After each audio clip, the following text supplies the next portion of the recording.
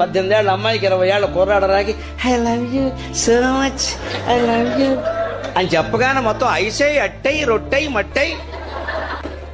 కుక్కకున్న తెలివి ఈ మనుషులు కొండుంటే ఈ మాయల్లో పడరండి ఎవరు, ఈ మాయల్లో ఎవడు పడరు.